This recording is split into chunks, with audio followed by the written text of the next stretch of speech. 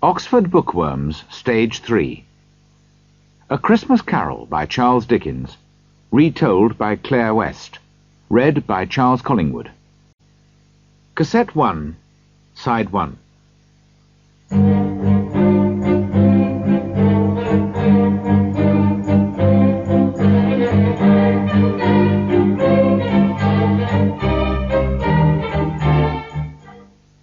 One. Marley's Ghost. It is important to remember that Jacob Marley was dead. Did Scrooge know that? Of course he did. Scrooge and Marley had been partners in London for many years, and excellent men of business they were too. When Marley died, Scrooge continued with the business alone. Both names still stood above the office door. Scrooge and Marley. Sometimes people who were new to the business called Scrooge Scrooge, and sometimes Marley. But he answered to both names. He did not care what name they called him. The only thing that mattered to him was the business and making money. Oh, he was a hard, clever, mean old man, Scrooge was. There was nothing warm or open about him. He lived a secretive, lonely life, and took no interest in other people at all. The cold inside him made his eyes red, and his thin lips blue, and his voice high and cross. It put white frost on his old head, his eyebrows, and his chin. Frost in his heart made the air around him cold too. In the hottest days of summer, his office was as cold as ice, and it was just as cold in winter. Nobody ever stopped him in the street to say, with a happy smile, "My dear Scrooge, how are you? When will you come to see me?" No poor man asked him for money. No children asked him the time. No man or woman ever, in all his life, asked him the way. Animals, as well as people, were afraid of him. Dogs used to hide in doorways when they saw him coming. But what did Scrooge care? It was just wanted. He liked being on the edge of people's busy lives, while warning everyone to keep away from him. One Christmas Eve, old Scrooge was working busily in his office. It was cold, frosty, foggy weather. Outside, it was already dark, although it was only 3 o'clock in the afternoon, and there were candles in all the office windows. The fog covered everything, like a thick grey blanket. Scrooge kept his office door open, in order to check that his clerk, Bob Cratchit, was working. Bob spent his days in a dark little room, a kind of cupboard, next to his employer's office. Scrooge had a very small fire, but Bob's fire was much smaller. It was very cold in the cupboard, and Bob had to wear his long white scarf to try to keep warm. "Merry Christmas, Uncle! God bless you!" cried a happy voice. Scrooge's nephew had arrived. "Bah!" said Scrooge crossly. "Humbug!" "Christmas is humbug? Surely you don't mean that, Uncle," said his nephew. I do," said Scrooge. "Why do you call it Merry Christmas? You're too poor to be merry." "Well," replied the nephew, smiling, "why are you so cross? You're too rich to be unhappy." "Of course I'm cross," answered the uncle, "when I live in a world full of stupid people like you. You say, Merry Christmas. But what is Christmas? Just a time when you spend too much, when you find yourself a year older and not an hour richer, when you have to pay your bills. Everyone who goes around saying Merry Christmas should have his tongue cut out. Yes, he should." "Uncle, please don't say that," said the nephew. "I've always thought of Christmas as a time to be helpful and kind to other people.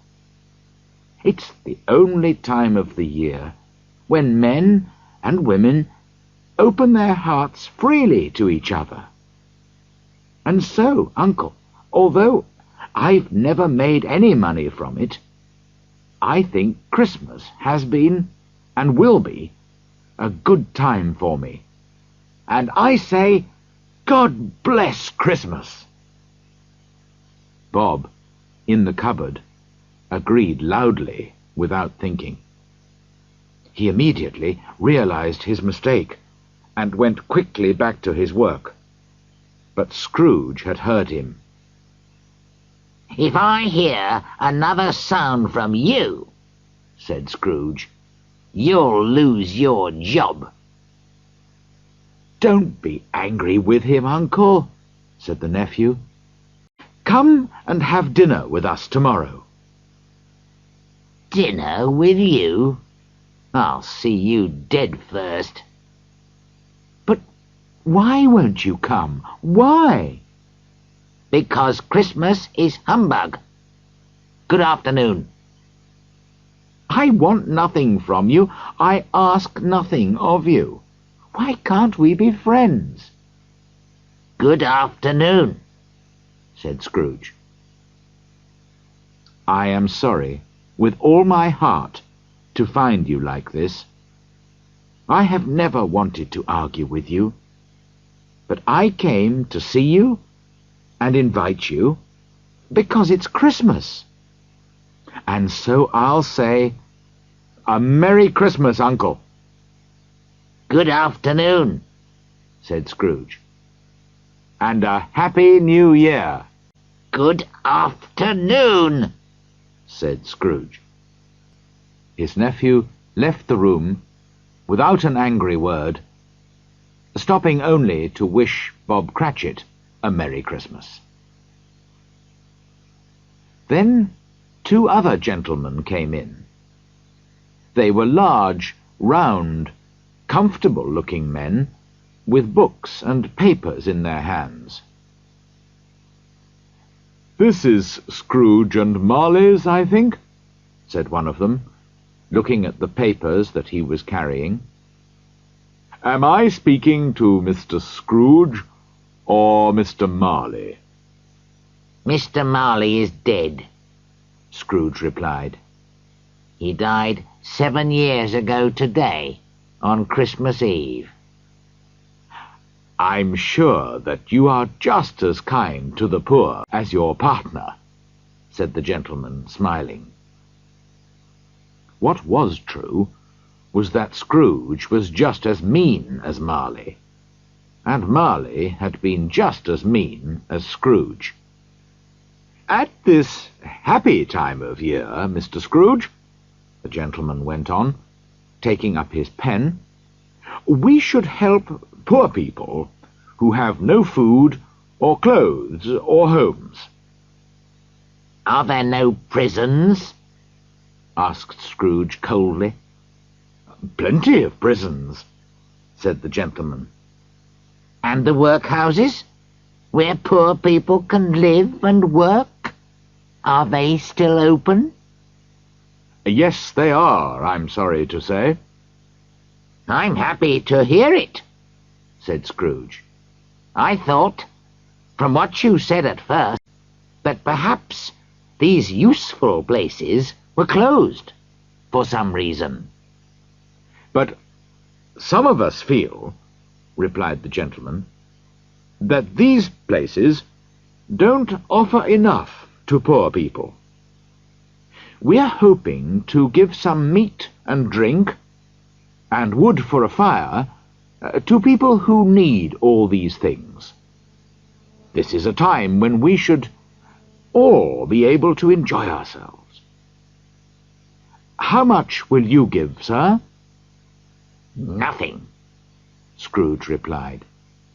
I don't have a Merry Christmas myself, and I won't pay for other people to be merry. We all have to pay for prisons and workhouses. They cost enough. The poor will have to go there. Many can't go there, and many prefer to die. If they prefer to die, why don't they die then? There are too many people in the world, so it's a good thing if some of them die. All this is none of my business. It's enough for a man to understand his own business, and not to think about other people's. I'm a very busy man. Good afternoon, gentlemen. The gentlemen shook their heads a little sadly, and left the office. Scrooge went back to his work, feeling pleased with himself.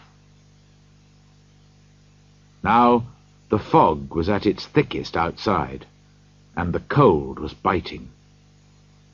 Lights shone brightly from the shop windows.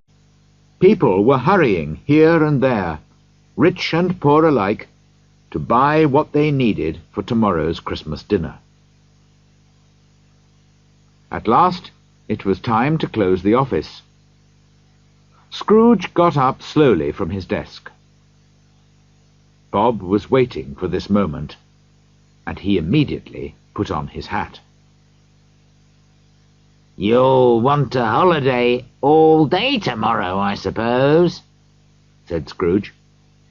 If you don't mind, sir. I do mind. It's not fair. I have to pay you for a day's work when you don't do any work. It's only once a year, sir, said Bob politely. That's no reason for robbing me every 25th of December, said Scrooge, putting his coat. But I suppose you must have it. Be here early next morning. Yes, sir, I will, I promise, Bob said happily. Scrooge walked out without another word. When Bob had closed the office, he ran home to his family in Camden Town as quickly as possible. Scrooge always used to eat his dinner alone, in the same miserable little eating-house. Tonight was no different from other nights. He read the newspapers, looked at his bank books, and went home to bed. He lived in rooms which had once belonged to his dead partner. They were in an old, dark building, lonely side street, where no one except Scrooge lived. In the blackness of the night, through the fog and the frost, Scrooge had to feel his way along the street with his hands. He finally reached his front door and put the key in the lock. Suddenly, to his great surprise, he saw that the knocker was not a knocker any more, but had become the face of Jacob Marley. He had not thought of his partner for 7 years, until that afternoon, when he spoke Marley's name to his visitors. But there, in front of him was Marley's face, white and ghostly, with terrible staring eyes. As Scrooge looked, it became a knocker again. He was afraid, but he did not show his fear. He turned the key, opened the door, and walked in. He did look around before he shut the door, and he did look behind the door to see if anyone was hiding there. But there was nothing there. He shut the door with a bang to show that he was not afraid. With his one candle, he went slowly up the stairs. It was impossible to see into all the dark corners. Darkness was cheap, and Scrooge liked it. But he remembered the face, so he walked through all his rooms, checking that everything was all right. Nobody under the table or the bed. Nobody behind the door. On the small fire in the bedroom, there was a pot of soup, and Scrooge's bowl was ready on the table. Nobody in any of the rooms. Sure that he was safe now, Scrooge shut and locked his bedroom door behind him. He sat down by the fire to eat his soup. The fireplace was an old one, with hundreds of pictures on the tiles around the fire. But Scrooge could only see Marley's face on every tile. "Humbug!" said Scrooge to the tiles, and walked across the room. When he sat down again, he noticed a bell on the other side of the room. As he looked, he saw, with great surprise and fear, that the bell was slowly beginning to move from side to side. Soon it was ringing loudly, and so was every bell in the house. Suddenly, they all stopped ringing at the same moment. And then came a strange noise from down below. It sounded like someone pulling heavy chains across the floor.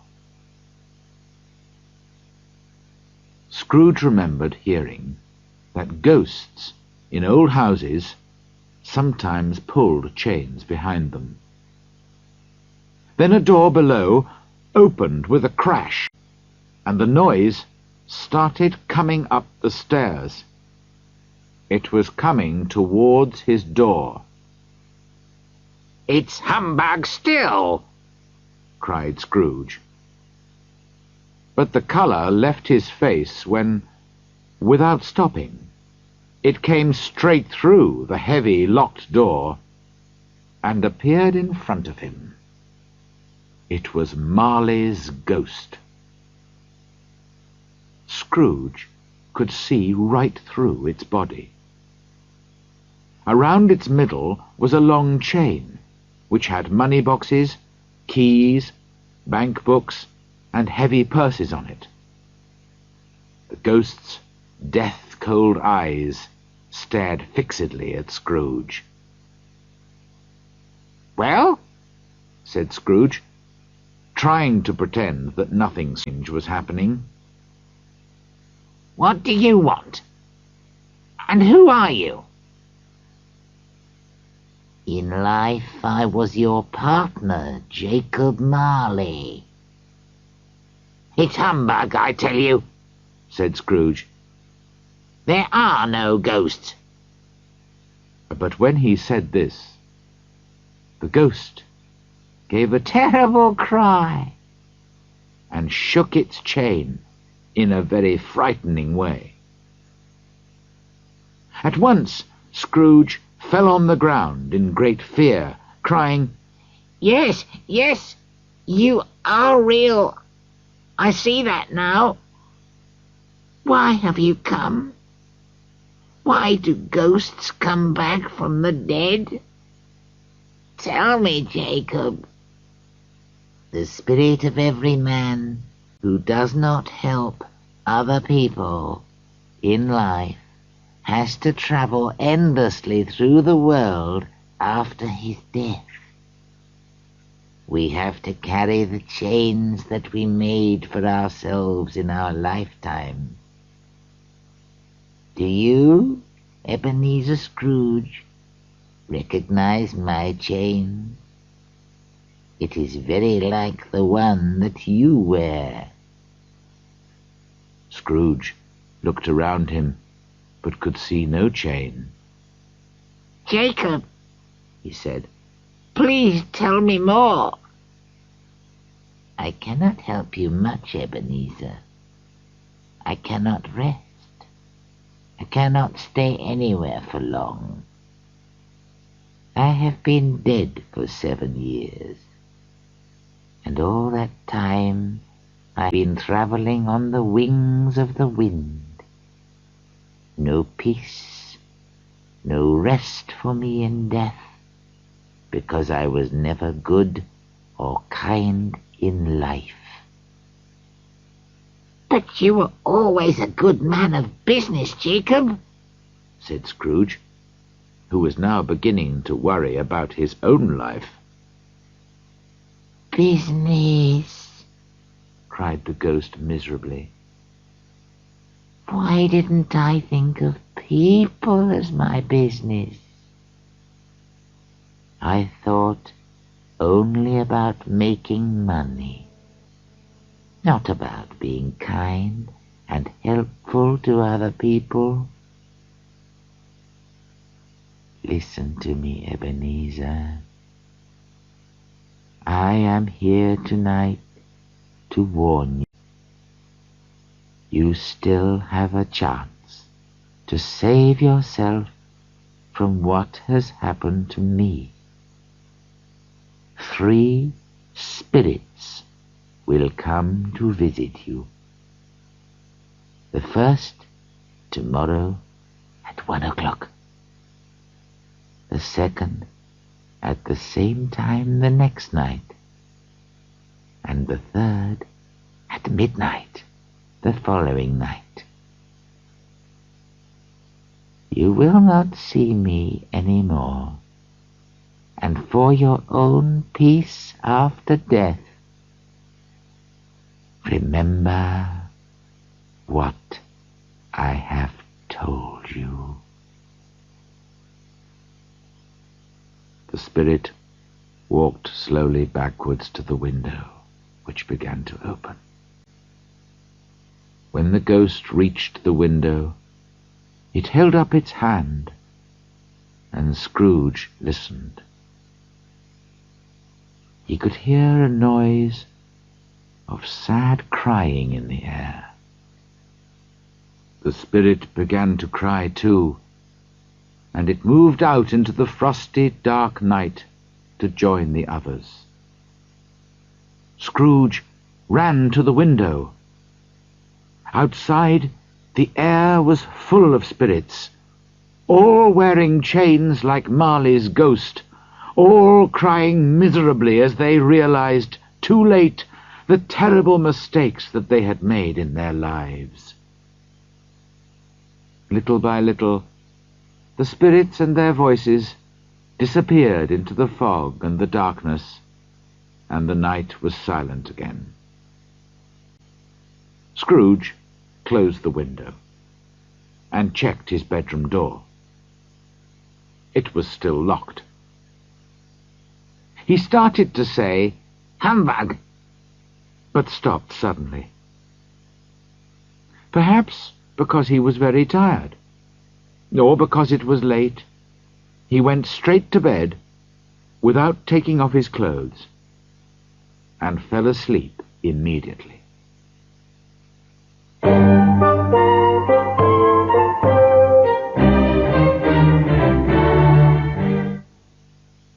End of Side 1. Side 2.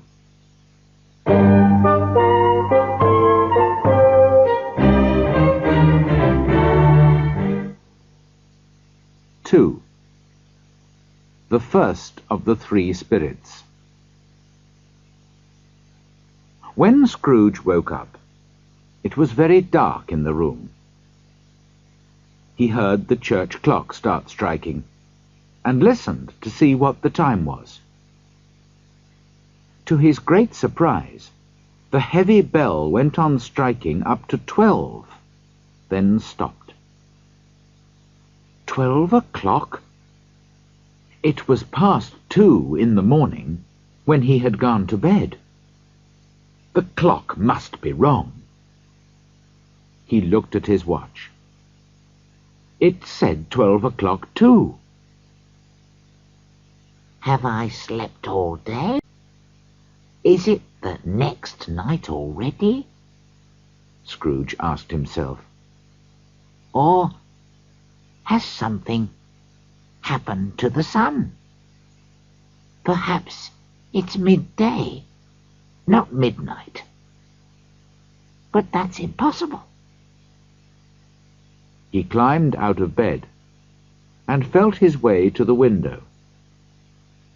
But there was nobody outside in the dark, foggy streets, and he realized it must be night time. He went back to bed again, but could not sleep.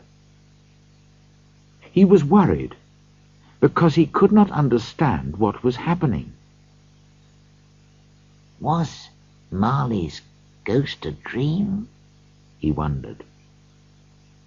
But it seemed very real. He lay awake until he heard the clock striking 1/4 to the hour. Suddenly he remembered. The ghost had warned him that a spirit would visit him at 1 o'clock. He decided to stay awake until 1 o'clock had passed. The 1/4 of an hour passed very slowly, but at last he heard the clock striking the 4 quarters. It's 1 o'clock, cried Scrooge delightedly. and nothing has happened. But he spoke before the hour bell had sounded. The clock now struck a deep, sad 1. And immediately light shone into Scrooge's bedroom. The curtains round his bed were pulled open. Scrooge sat up in bed and stared at his ghostly visitor. A strange figure, half like a child, half like an old man, looked back at him. It had long, white hair, but its skin was soft and young. It wore a short, white robe covered with both summer and winter flowers. But the strangest thing about it was that from the top of its head shone a bright, clear light. Perhaps this light was sometimes too bright, because under one arm it carried a hat, which looked like a large extinguisher. Who and what are you, sir? Asked Scrooge. I am the ghost of Christmas past, replied the spirit, in a soft, gentle voice. Do you mean long ago in the past? Asked Scrooge. No, your past. Spirit, please tell me why you are here. I am here for your own good, answered the ghost. Thank you, replied Scrooge politely. But secretly he thought, bah, a night of unbroken sleep is a more useful thing to have. The spirit seemed to hear him thinking, and said at once, I am here to help you change your life. Watch and listen. It put out a strong hand and and held Scrooge by the arm. "Get up and come with me." It was dark and cold outside. Scrooge did not want to go anywhere, and for a moment he thought about pretending to be too ill to go out. But he did not like to refuse, so he said nothing, and got out of bed. Together they passed through the wall of the house, out into the darkness. Suddenly, Scrooge realized they were standing on an open country road, with fields on each side. London, the fog, and the darkness had all disappeared, and it was a clear, cold winter day, with snow on the ground. "Good heavens!" cried Scrooge. "I was born near here. I remember it well." The spirit looked kindly at the old man.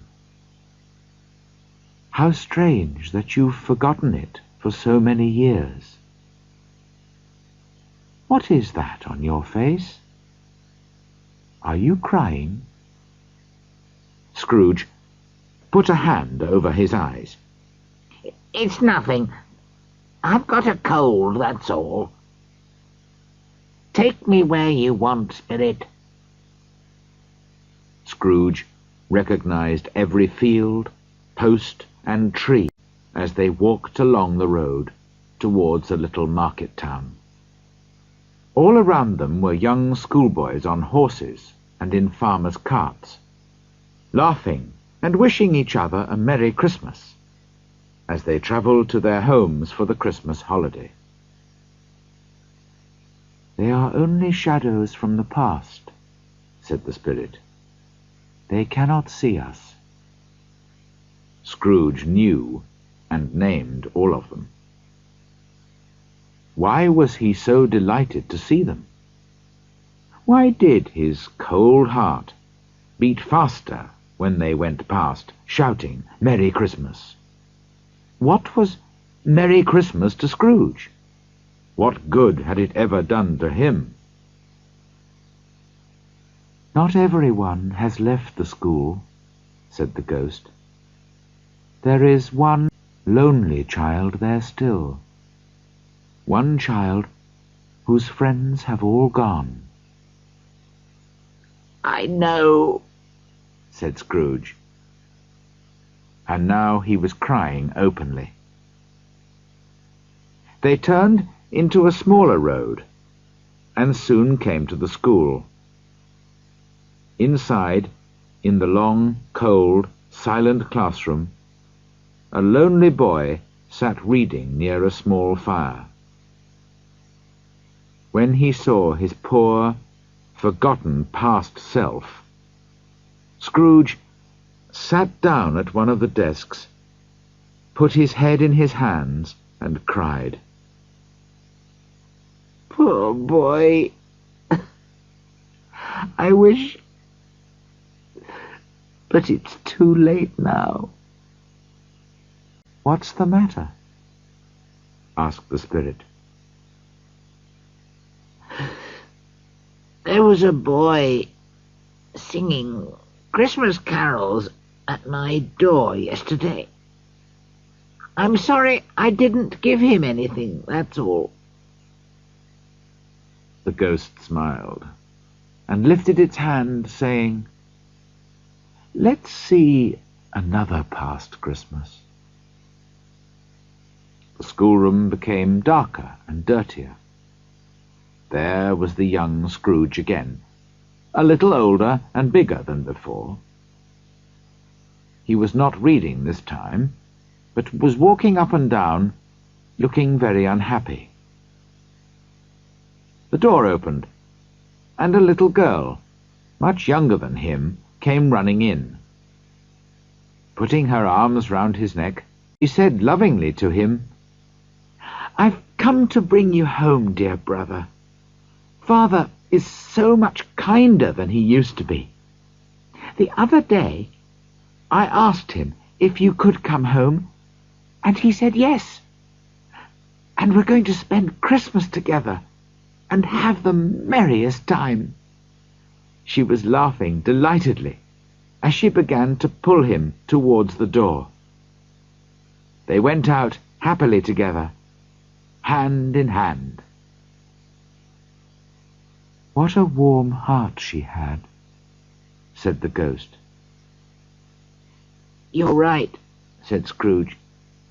I agree with you, Spirit."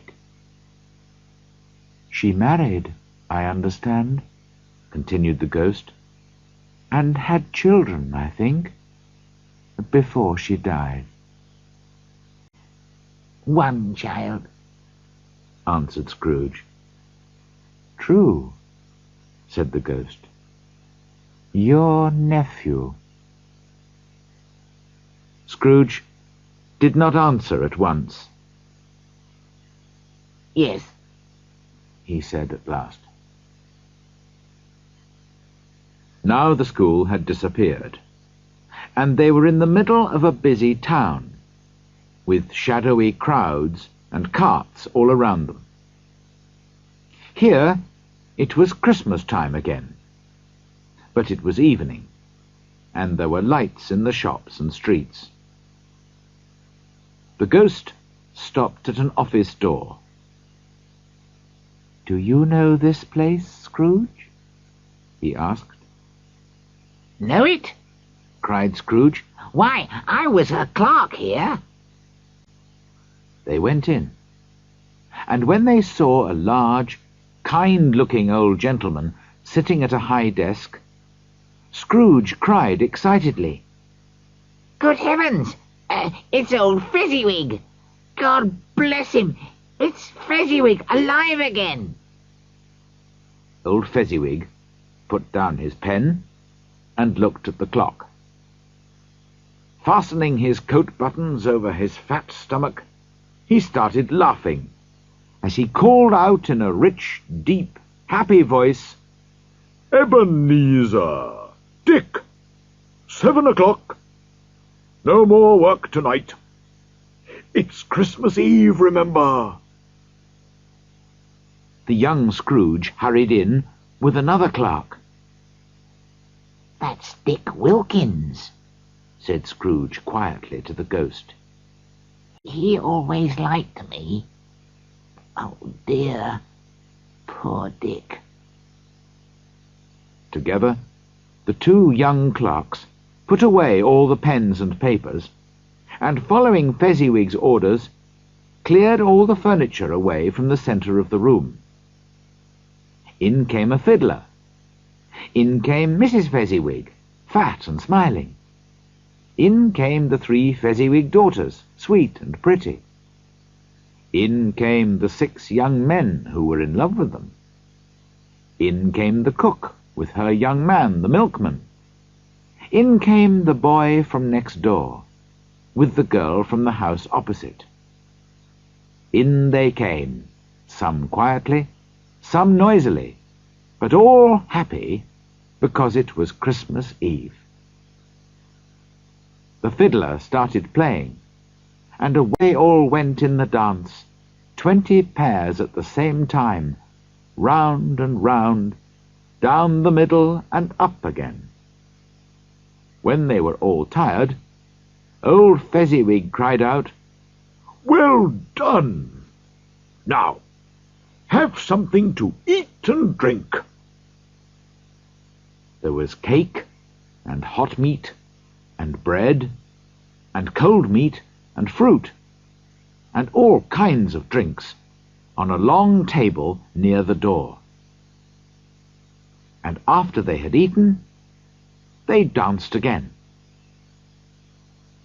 When the clock struck 11, the dancing ended.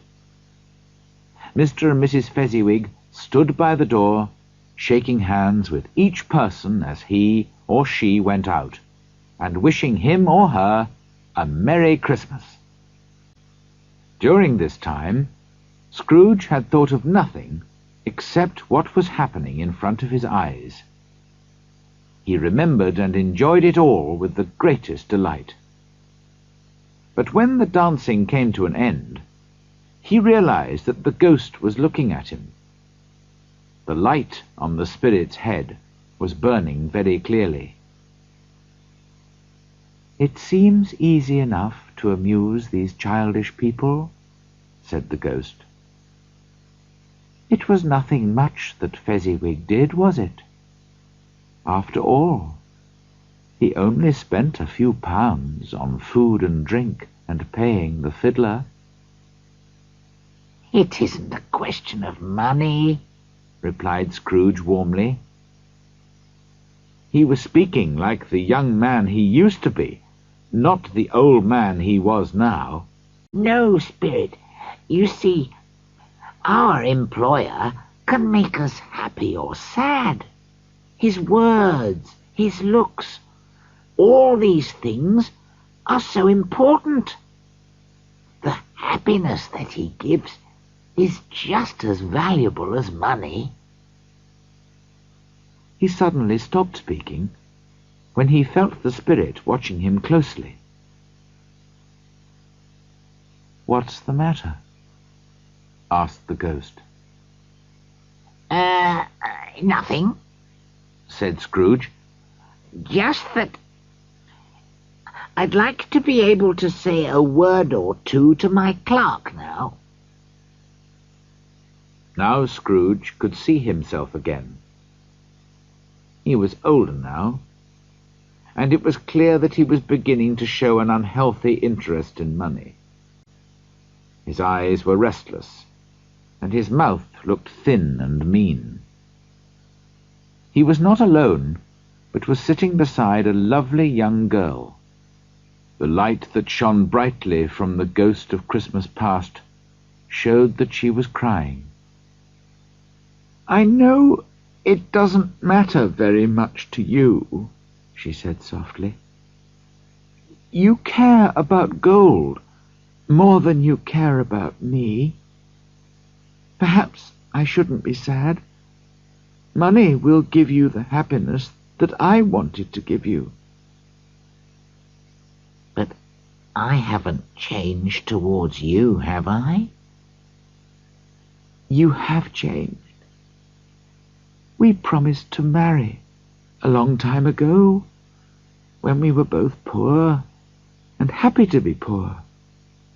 I have stayed the same, but you have different hopes and dreams now. I loved the man that you used to be, but I know that you do not wish to marry me any more. So I've come to tell you that you're free. Be happy in the life that you've chosen." And she left him. "Spirit," cried Scrooge, "show me no more. Take me home. This is too painful." "One shadow more," said the ghost. "No more," cried Scrooge. "I don't wish to see any more." But the spirit held his arms, and he could not escape. Now they were in another place, in a room which was not very large, but comfortable. Near the fire sat a beautiful young girl. Scrooge thought she was the girl that he had just seen, until he saw her, now a good-looking married lady, sitting opposite her daughter. The room was full of children, and noise, and shouting, and laughing. Just then the door opened, and the father entered, carrying a great pile of Christmas presents. The noise became twice as loud, as the children received their presents with delight, and kissed their father gratefully. Finally, the younger ones went upstairs to bed, and Scrooge watched more sadly than ever as the father sat down with his loving daughter and her mother by the fire. "Belle," said the husband, turning to his wife with a smile. "I saw an old friend of yours this afternoon." "Guess who?" "Mr. Scrooge. He was sitting alone in his office. His partner is dying, and I don't think he has any other friends." "Spirit," said Scrooge in a broken voice, "take me away from this place." "These are shadows of the things that happened in the past," said the ghost. "You chose the life that you preferred, so why cry now?" "I can't watch any more. It's too awful. Leave me alone, Spirit." And Scrooge, noticing that the ghostly light was burning high and bright, suddenly took the extinguisher and pushed it down hard on the spirit's head. But although it covered the ghost's head and body, Scrooge could not hide the light, which continued to shine out strongly from underneath. Now Scrooge found himself back in his own bedroom again. Feeling very tired, he climbed into bed and at once fell into a deep, heavy sleep.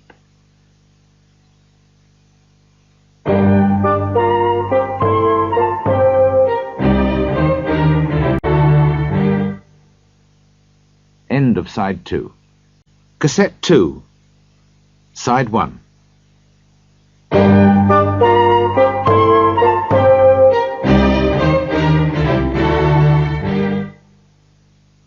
Three. The second of the three spirits. When Scrooge woke up, he realized immediately that the church clock was just going to strike 1. He felt sure that the second spirit would soon visit him. This time, he wanted to be ready. So he pulled back all the curtains round his bed himself and lay there, waiting. At 1 o'clock, instead of a spirit, a strong light shone down on Scrooge's bed. He felt very frightened. After a few minutes, he thought that perhaps the light was coming from the next room, so he got up and went to the door. When he touched it, a strange voice called his name and asked him to enter. He obeyed. Although he recognized it as his own room, it looked very different now. The walls were covered with bright green leaves, and there was a good fire burning in the fireplace. On the floor were big piles of the best Christmas food, wonderful, rich, dark cakes, warm, soft bread, colourful apples and oranges, plates of yellow butter, cooked chickens, boxes of chocolates and sugared sweets. Sitting beside all this was a large, smiling spirit, who called out cheerfully to Scrooge, come in, man! I am the ghost of Christmas present. Look at me." Since the first ghost's visit, Scrooge was no longer very sure of himself. So although the spirit's eyes were clear and kind, Scrooge was afraid to look straight into its face. But he could see that its body was dressed in a long green robe. Its long brown hair fell freely down its back, and its face wore a warm and friendly smile. Light shone from the torch which it was holding in its strong right hand. "Spirit," said Scrooge quietly, "take me where you want. Last night I learned a lesson which is working now. If you have anything to teach me tonight, let me learn from you." "Touch my robe," said the spirit, and Scrooge obeyed. The food, the room, the fire, all disappeared, and they were standing outside in the cold, snowy streets on Christmas morning. Although the sky was grey and the streets were dirty, the people looked surprisingly cheerful as they hurried to the bakers' shops with their Christmas dinners, all ready for cooking. The spirit seemed specially interested in poor people.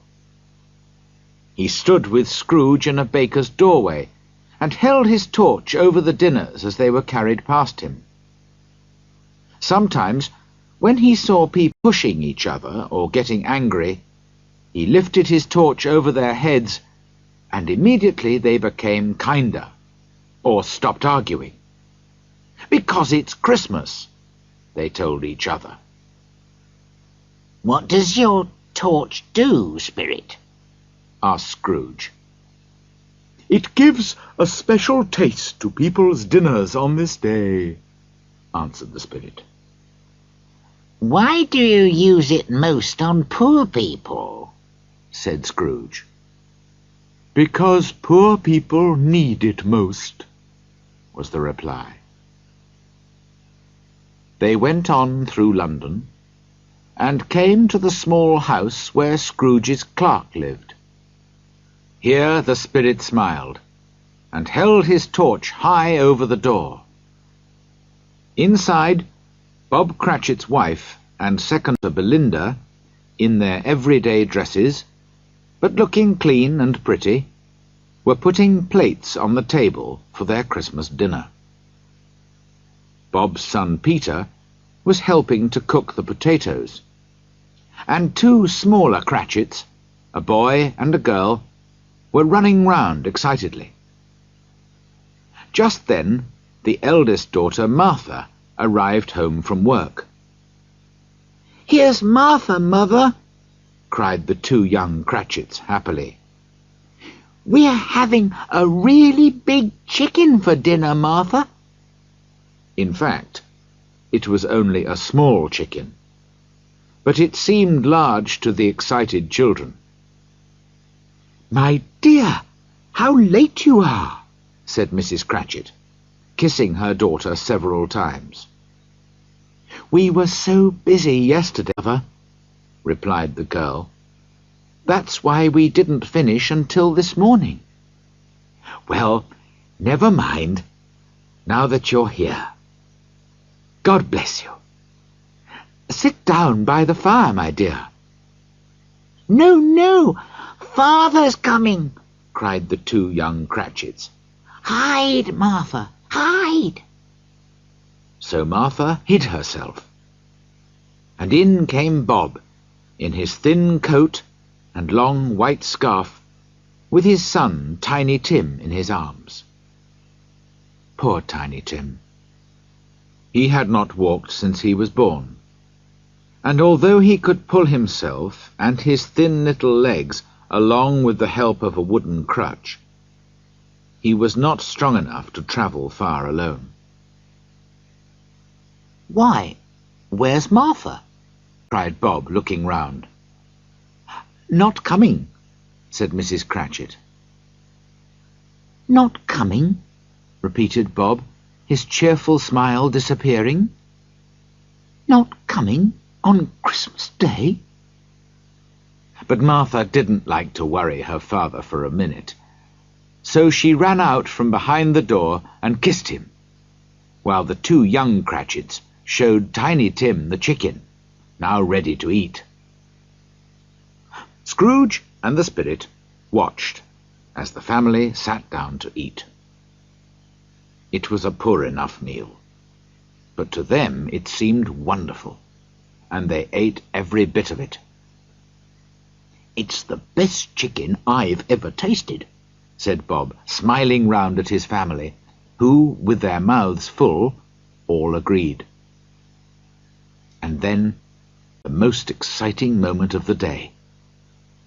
Belinda put a clean plate in front of each person, and they all turned to look at Mrs. Cratchit as she came in from the kitchen.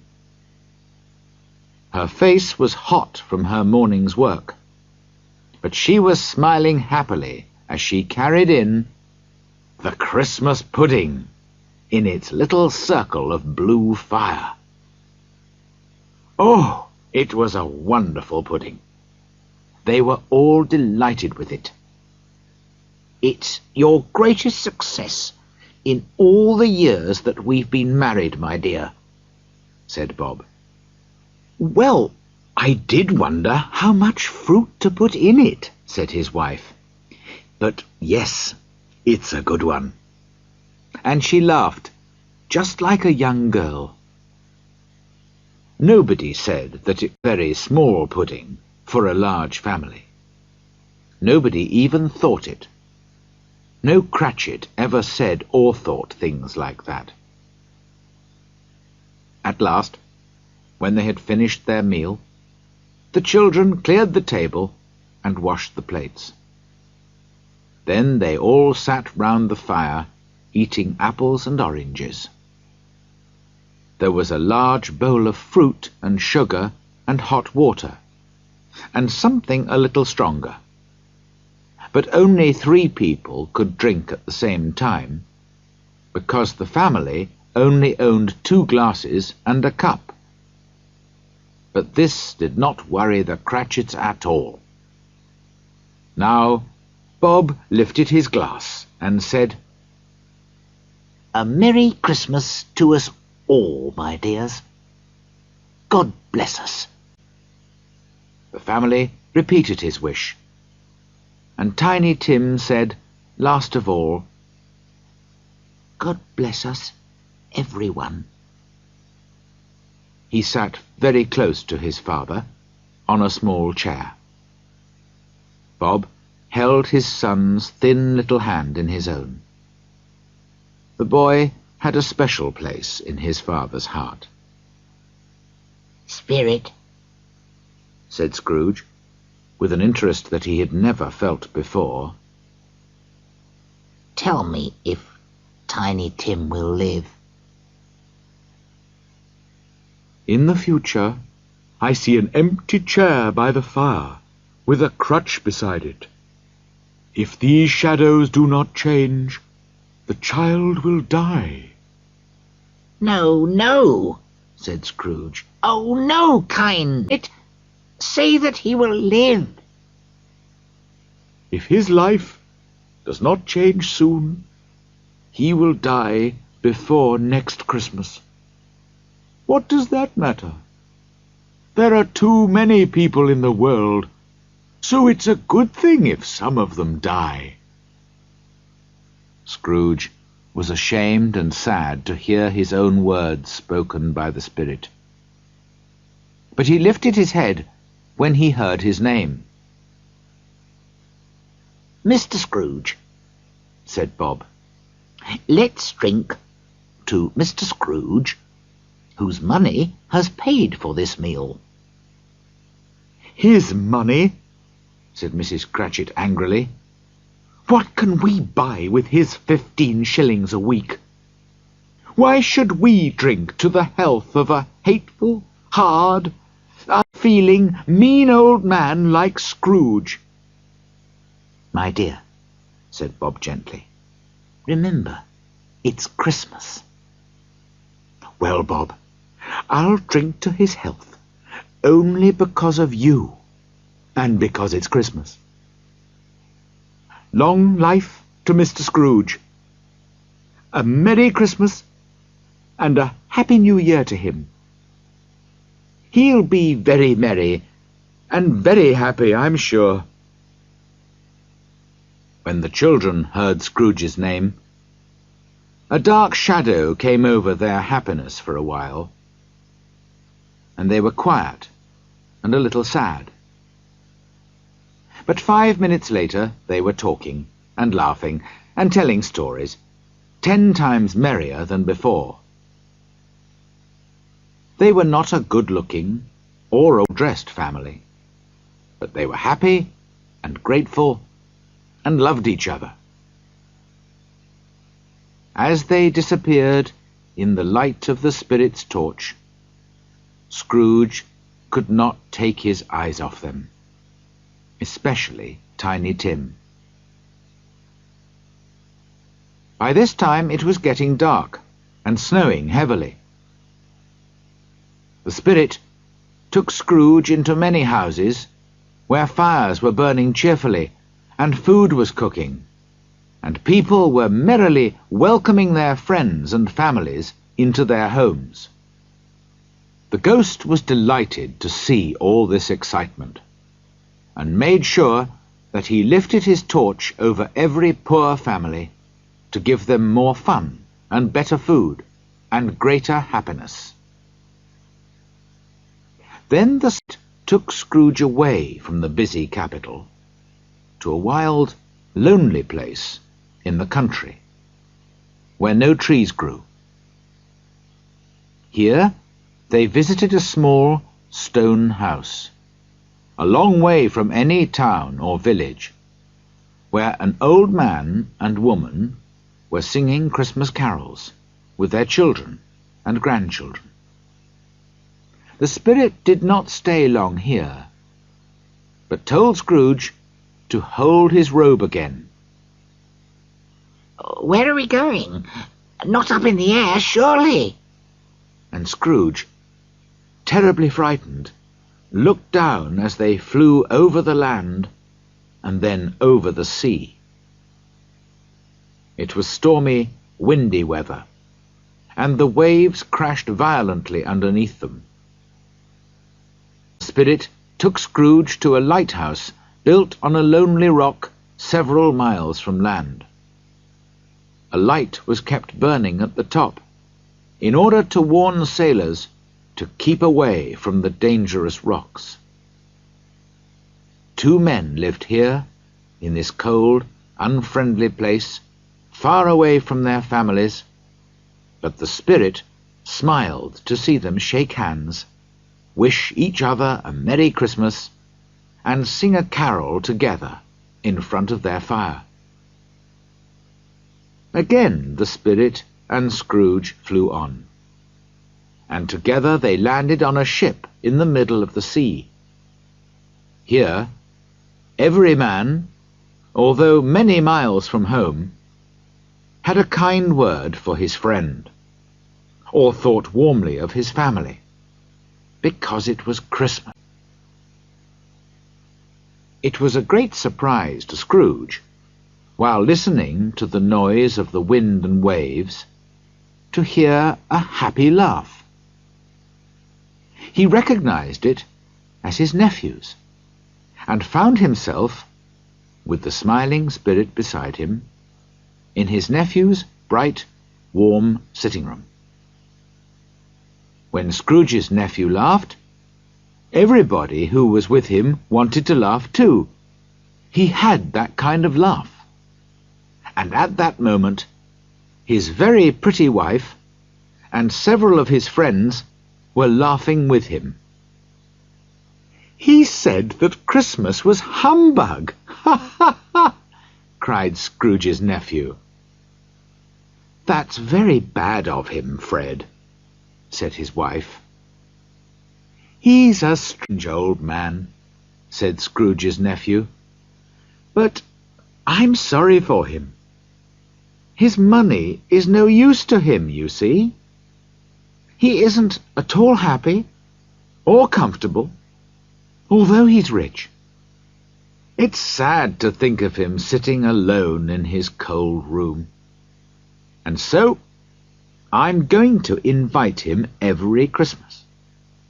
He can be cross and miserable if he likes, but I'll go on inviting him, and one day, perhaps, he'll think better of Christmas."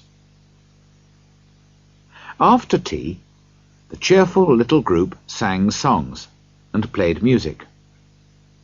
Scrooge recognized the song that his little sister used to sing, and remembered sadly what the ghost of Christmas past had shown him.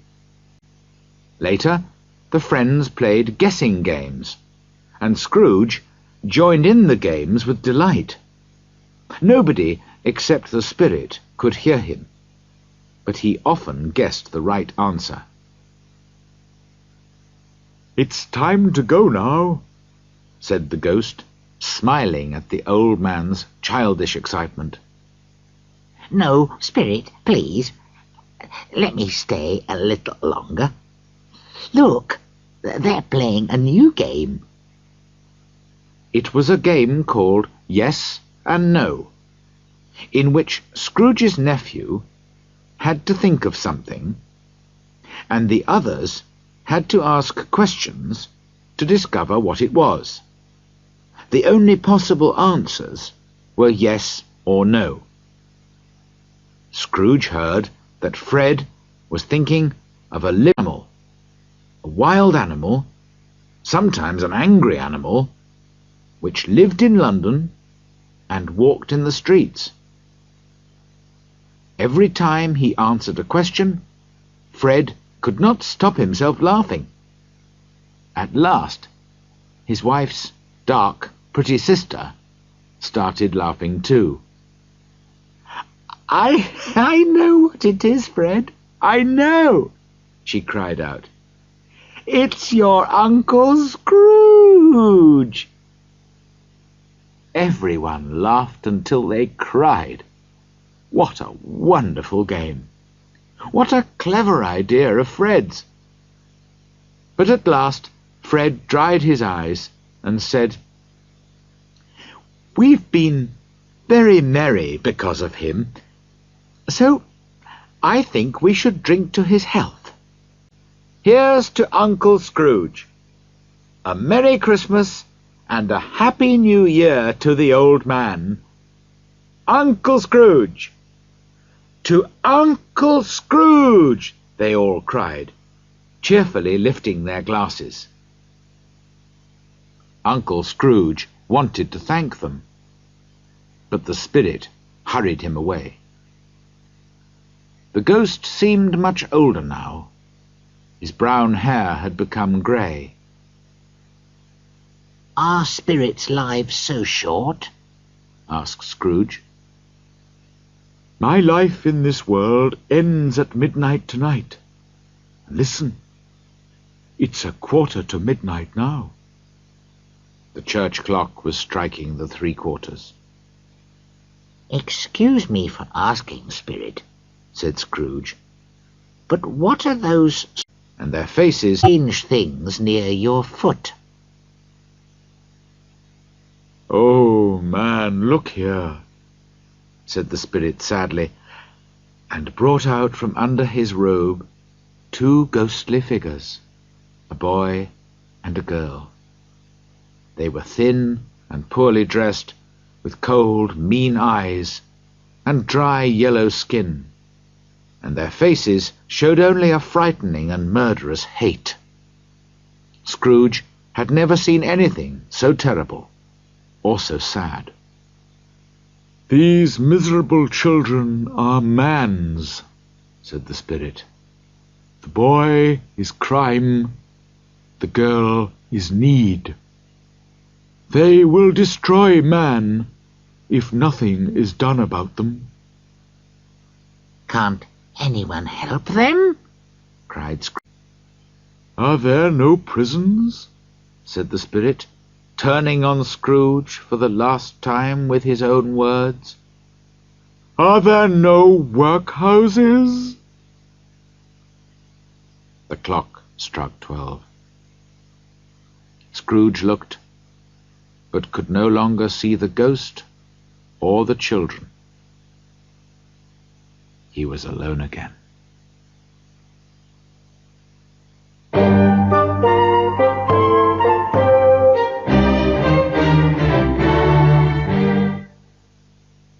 "4. The last of the spirits." "The third spirit will come at midnight."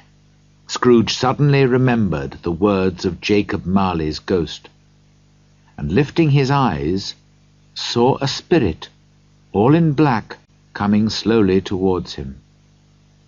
It was a tall, silent figure wearing a long black robe which hid its head and body. When it came close to him, it stopped and pointed onwards with one hand. Scrooge was more afraid of this spirit than he had been of the others, and his voice was shaking as he asked, "Are you the spirit of Christmas yet to come?" The ghost neither spoke nor moved, but still pointed onwards. "Are you going to show me shadows of the things which haven't happened yet, but will happen in the future?" Scrooge asked. There was no answer. "Ghost of the future," he continued, "you frighten me very much, but I think you can help me to change my life. I'll be very grateful to you if you show me the future. Won't you speak to me?" Again, no reply. "Well, show me the way, spirit," said Scrooge finally. "The night is passing, and time is valuable to me, I know." The ghost moved away, with Scrooge following in its shadow. Suddenly, they were in the heart of the capital, among the businessmen and moneylenders. The ghost pointed to one small group of men, so Scrooge went closer to listen to their conversation. "No, I don't know much about it," said one fat man. "I only know he's dead." When did he die? asked another man. "Last night, I think." "Why? What was the matter with him?" asked a third. "I've no idea," replied the fat man, looking bored. "Who cares?" "What's he done with his money?" asked a red-faced gentleman. "I haven't heard," said the fat man. "He hasn't left it to me, that's all I know." They all laughed at this. Scrooge knew the men, and looked towards the spirit, hoping it would explain what the conversation meant. But the ghost moved on, pointing at two more men. Scrooge listened again. He knew these men well. They were rich and important, and he had often done business with them. "How are you?" said one. "How are you?" replied the other. "Well," said the first, "the old man has died at last, has he?" "So they tell me," replied the second. "Cold, isn't it?" "Nice and frosty for Christmas. Good morning." Not another word. That was the end of their meeting. Scrooge wondered why the spirit wanted him to hear these conversations. What could they mean? The dead man could not be his partner Jacob, because he was already dead. Scrooge watched carefully, trying to understand. He looked round for his own shadow, but could not see himself anywhere. "Perhaps that's not surprising," he thought, "because if I change my life, and I'm planning to do that, I won't be the same person in the future." Just then he noticed the spirit standing quiet and dark beside him, with its pointing hand. He felt the unseen eyes staring fixedly at him behind the black robe. Scrooge's body shook, and he felt cold.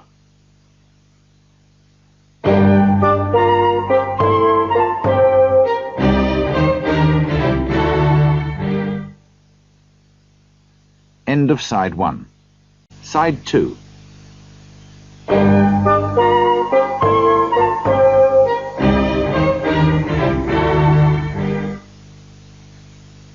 They left the busy offices and banks and went to another part of the capital, where Scrooge had never been before.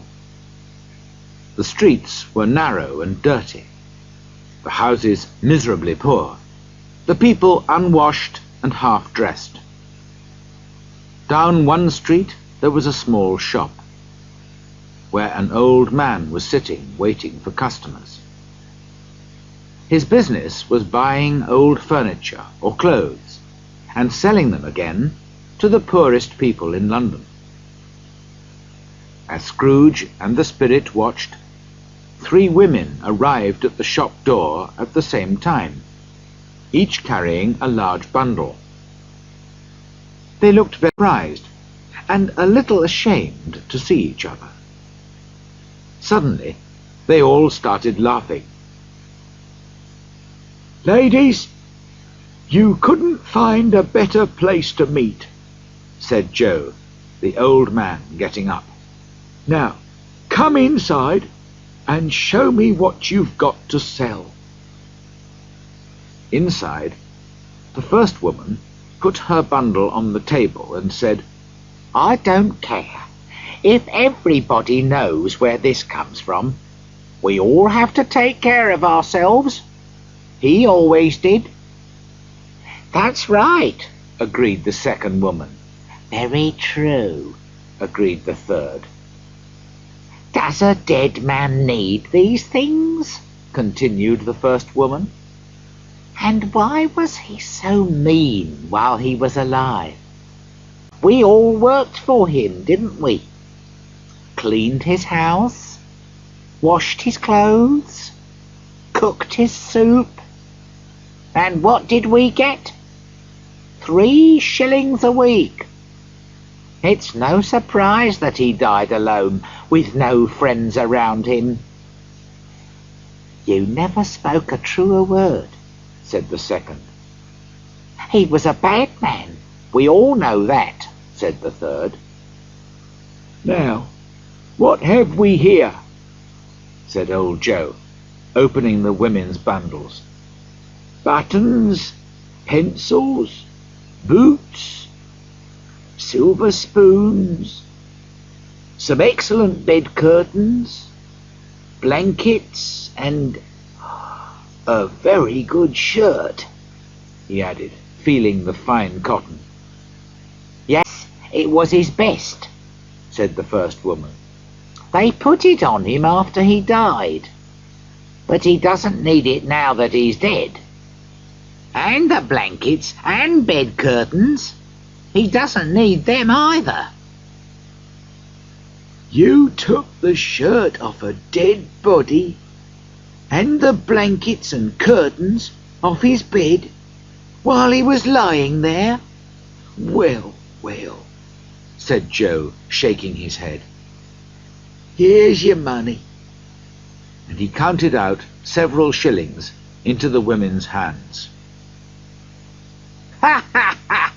laughed the first woman.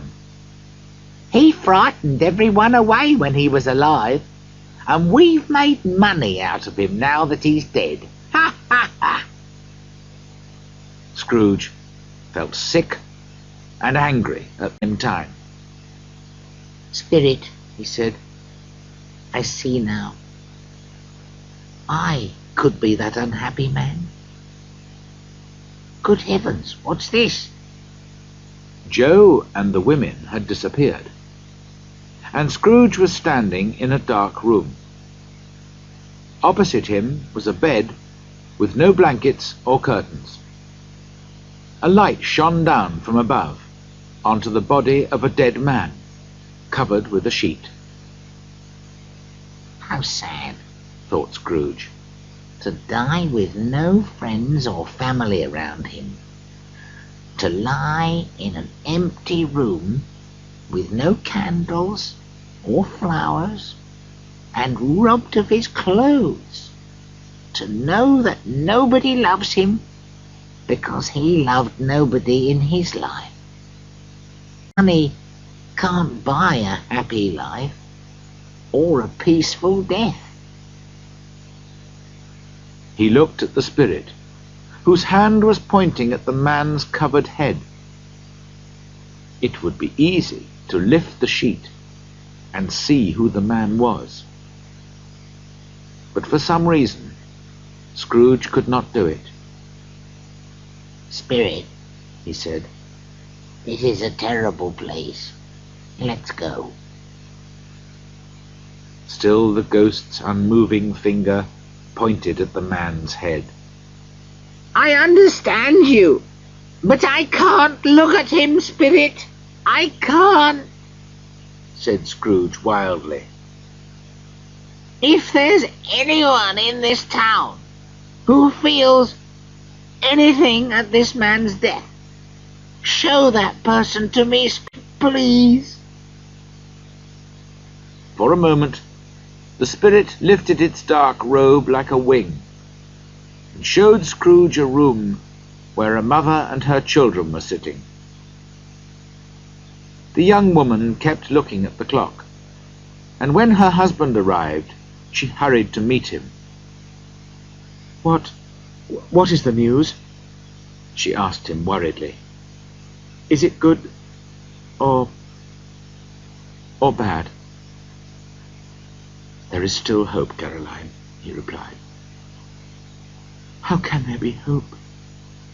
If that hard, mean old man wants us to pay back the money now, they'll send us to prison.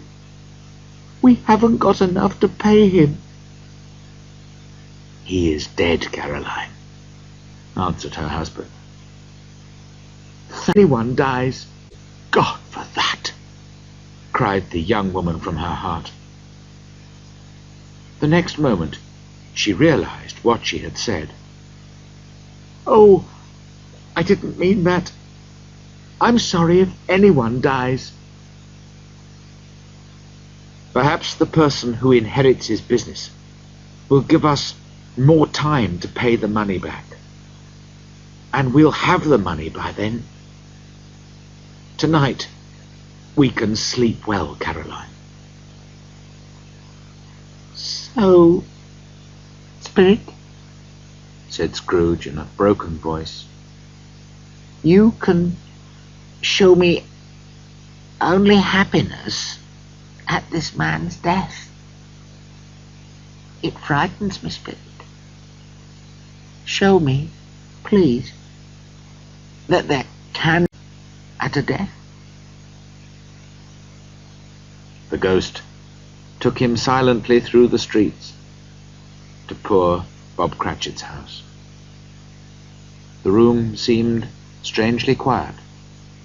The mother and her daughters were making a small white cotton shirt together, while the usually noisy young Cratchits sat silently in a corner, and Peter was reading a book. Mrs. Cratchit put her work down on the table and covered her face with her hand. "The colour hurts my eyes," she said. The colour? Ah, poor Tiny Tim. "They're a little better now," she went on. "It's difficult to work by candlelight, and I don't want to show red eyes to your father when he comes home." "He's a bit late," said Peter, "but I think he's walked more slowly these last few days, Mother." They were very quiet again. At last she said bravely, "I've known him walk with Tiny Tim in his arms, very fast indeed." "So have I," cried Peter. "Often."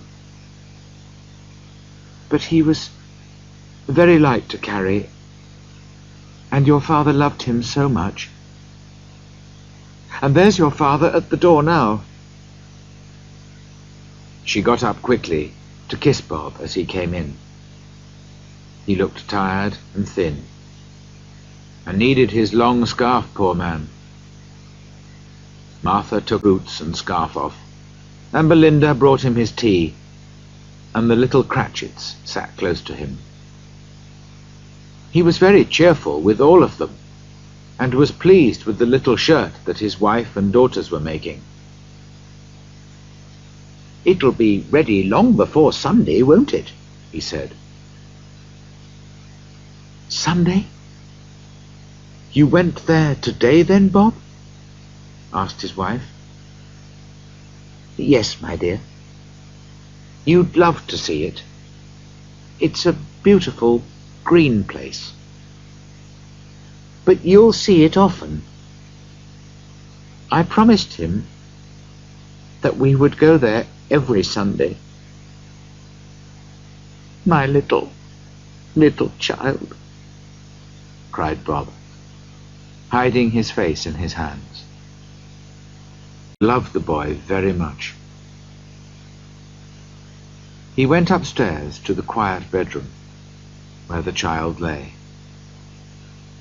Poor Bob sat down beside him, and when he felt calmer, he kissed the little face, and went downstairs again, almost happy. "My dears," he said to his children, "one of these days, some of you will marry and leave home. In a few years' time, perhaps all of you will. But I'm sure none of us will ever forget Tiny Tim, will we?" "Never, Father!" they all cried. "And I know," said Bob. "We remember how patient and gentle he was, although he was only a little child. We won't argue among ourselves. We'll remember poor Tiny Tim and love each other." "We will, Father!" they all cried again. "I am very happy," said Bob. "I am very happy." Mrs. Cratchit kissed him.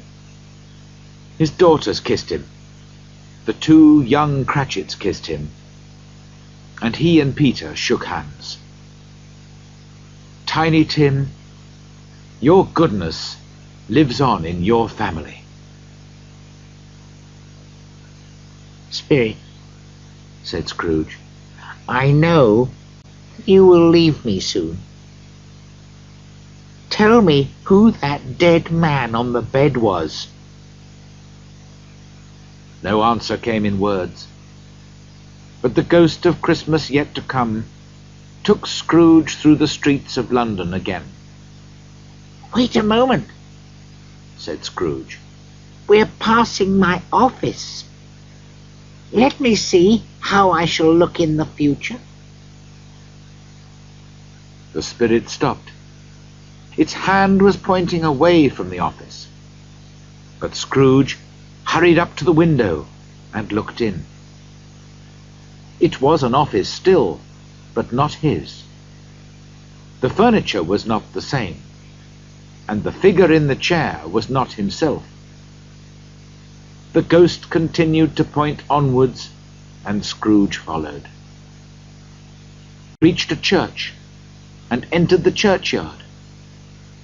Here, among the untidy graves and the uncut grass, lay the miserable man whose name Scrooge would soon learn. It was a lonely place, most suitable for a man so unloved. The spirit stood and pointed down at one of the graves. Scrooge was strangely afraid. "Before I look more closely at that gravestone," he said, "answer me one question. Are these the shadows of the things that will be? Or are they only shadows of the things that may be?" Without lying, the ghost pointed silently down at the grave. Scrooge moved slowly towards it, and following the finger, read on the stone his own name: Ebenezer Scrooge. "Am I that man who was lying on the bed?" he cried. The spirit pointed from the grave to him and back again. "No, spirit! Oh, no, no!" The finger was still there. Scrooge fell to the ground in front of the ghost, holding its long, dark robe. "Spirit, listen. I am a changed man. I have learnt my lesson from you spirits. Why show me this terrible end if there is no hope for me?" For the first time, the hand appeared to shake.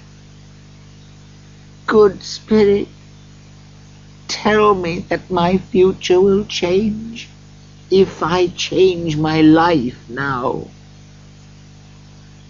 The kind hand shook again. "I will remember the past and think of the future. I will be good to other people.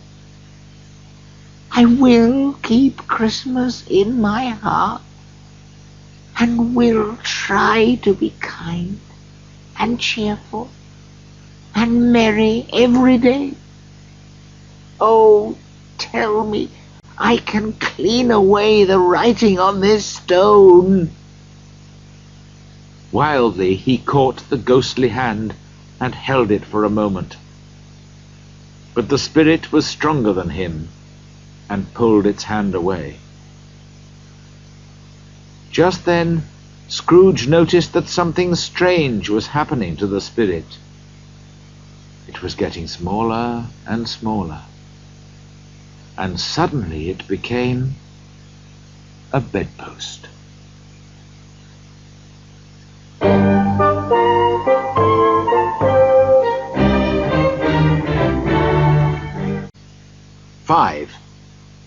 The end of the story. Yes! And the bedpost was his own. The bed was his own. The room was his own. Best and happiest of all, the future was his own to change his life in. "I will remember the past and think of the future," repeated Scrooge as he jumped out of bed. "God bless you, Jacob Marley, and God bless Christmas." In his excitement, he found it difficult to speak. His face was still wet from crying. "Here are my bed curtains," he cried delightedly. "They aren't stolen, and I'm alive. Those were only shadows of things that may be. The future will be different. I know it will." All this time, his hands were busy, hurriedly putting on his clothes. He put his left foot in his right shoe, couldn't find the buttons on his shirt, and forgot to brush his hair. "I don't know what I'm doing," said Scrooge, laughing and crying at the same time. "A Merry Christmas to everybody. A Happy New Year to all the world. Hurrah! There's the door which Jacob's ghost came through. There's the corner where the ghost of Christmas present sat. There's the window where I saw the travelling ghosts. It's all true. It all happened. Ha ha ha ha! Really, for a man who hadn't laughed for so many years, it was an excellent laugh.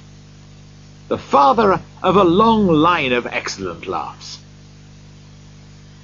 I don't know what day of the month it is, said Scrooge. I don't know how long I've been with the spirits. I don't know anything. I'm just like a baby. Never mind. I prefer being a baby. Hurrah! Just then, he heard the church bells ring out louder than he'd ever heard before. Running to the window, he opened it and looked out. No fog at all. A clear, bright, cold day. Golden sunlight, blue sky, sweet, clean air, meadows. Oh, wonderful, wonderful. What's today? He cried, calling down to a boy in the street. Today? Replied the boy in great surprise. Why, it's Christmas Day.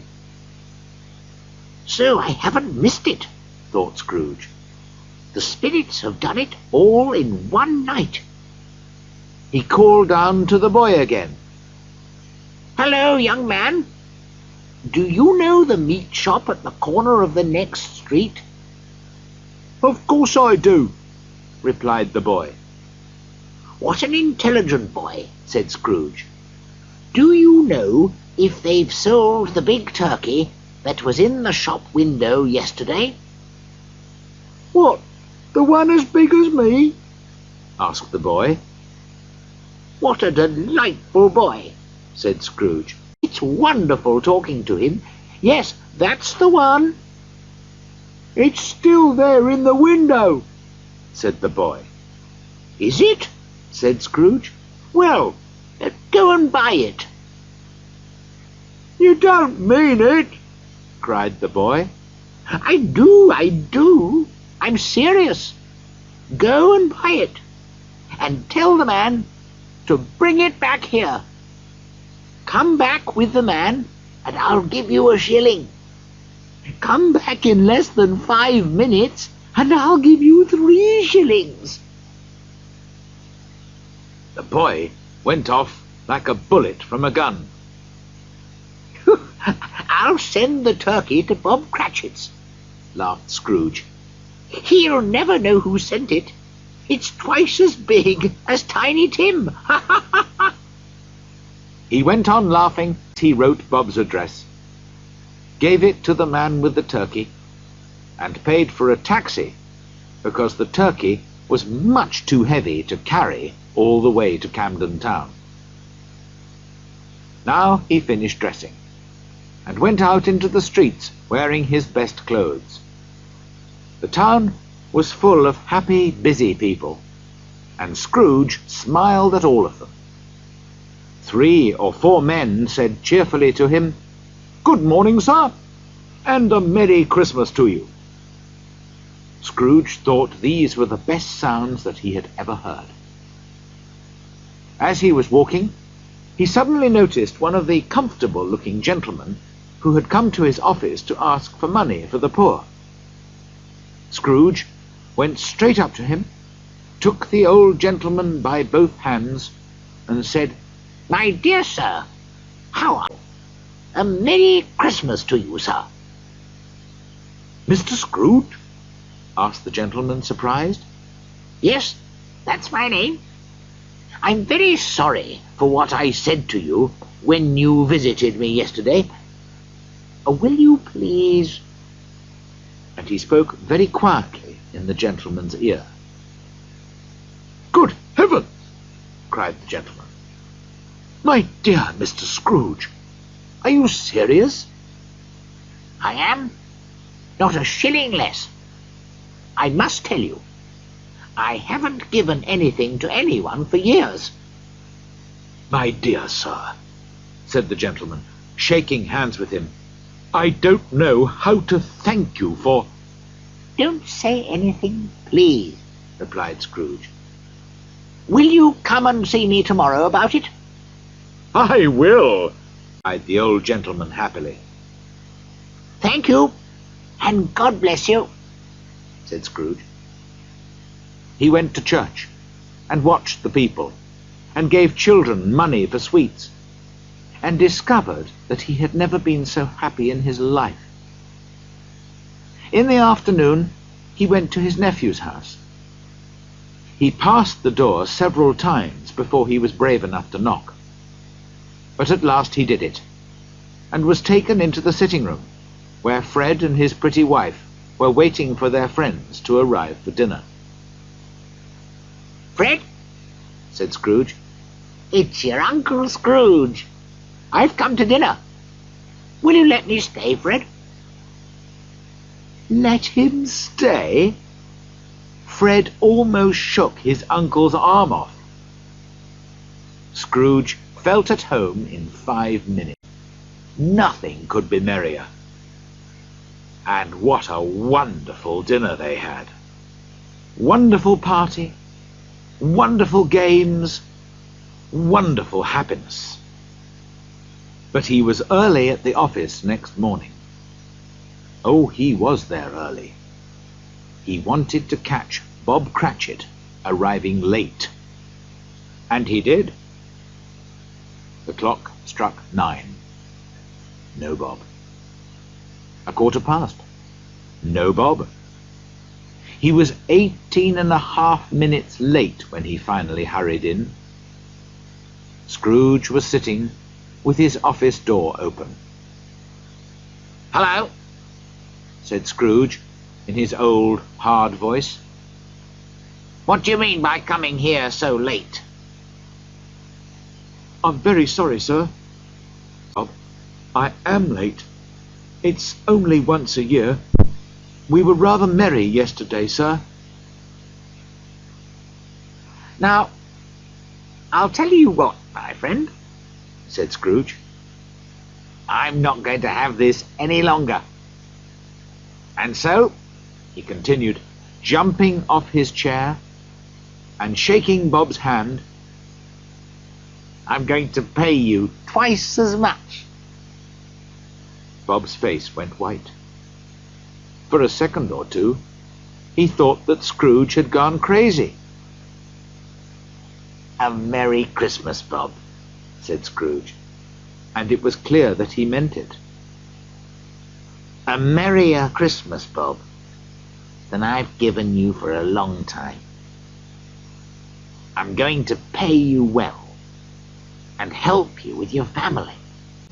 And we'll discuss it all this afternoon over a Christmas drink, Bob. Put more wood on the fire at once, Bob Cratchit, and let's be comfortable." Scrooge did everything that he had promised, and more. To Tiny Tim, who did not die, he became a second father. He became as good a friend, employer, and man as anyone in London or in the world. Some people laughed to see the change in him, but he did not care. His own heart laughed inside him, and that was good enough for him. He never had any more conversations with spirits, but kept Christmas cheerfully and lived a happy life. That is what all of us want. And so, as Tiny Tim said, God bless us, everyone.